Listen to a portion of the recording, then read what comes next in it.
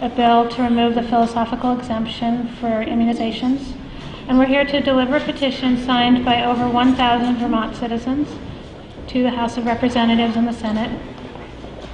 Our petition states we need to preserve the philosophical exemption for vaccinations in Vermont. Don't fix something that is not broken. Please oppose S199. As parents and concerned citizens, we have created the Vermont Coalition for Vaccine Choice in order to ensure that parents' concerns about preserving the philosophical exemption can be heard. Petition signers include parents, grandparents, and medical professionals. Petition signers include parents of children who are vaccinated, partially vaccinated, vaccine injured, and unvaccinated. And I would like to also, is Mary Holland? Okay.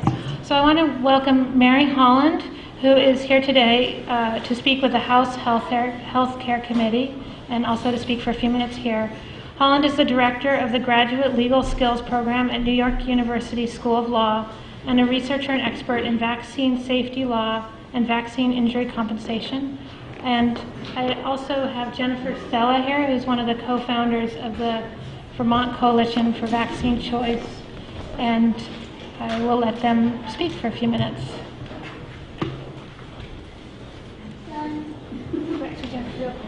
I want to hand over the petition to my representatives officially. Okay, thank you, Jen. So good morning, everybody. Thank you so much for coming today. I'm here for my children primarily, but also to help all of those who want to preserve their right to informed consent for vaccines to have a voice in this discussion.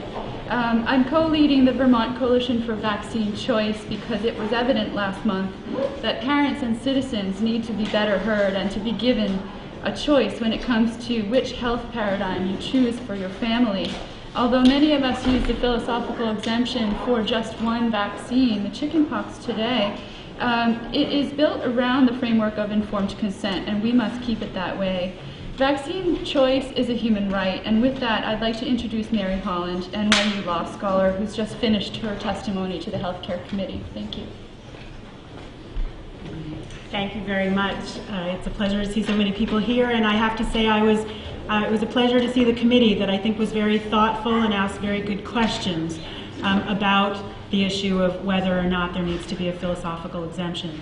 I believe very deeply that ethical medicine rests on the premise of prior, free, and informed consent to all medical interventions, including preventive medical interventions, and that includes vaccination.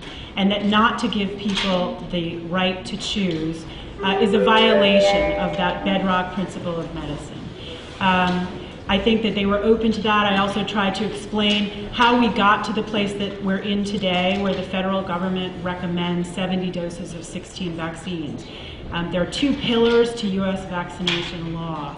One was the Supreme Court decision in 1905, which gave states the right to compel vaccination, but it was really only in the context of a public health emergency. It was non-discriminatory, if it was reasonable. It wasn't sort of for anything that they might want to do. And the second pillar of the law came from 1986, which gave manufacturers very extensive liability protection. And that 86 law, which gave manufacturers and doctors and medical practitioners very broad liability protection, I think has fueled the fact that they can't be sued for vaccine injury directly. That has fueled a lot of financial incentives to putting more and more vaccines in the recommended care category, which then eventually becomes mandated. So I talked with the committee about those two pillars and simply said that all vaccination policies ultimately rest on trust. They rest on trust in doctors, trust in the legislature, trust in the products, the efficacy of the products.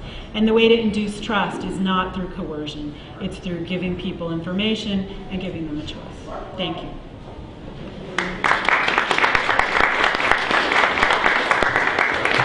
Thank you very much, Mary. And I want to thank everyone for coming here today.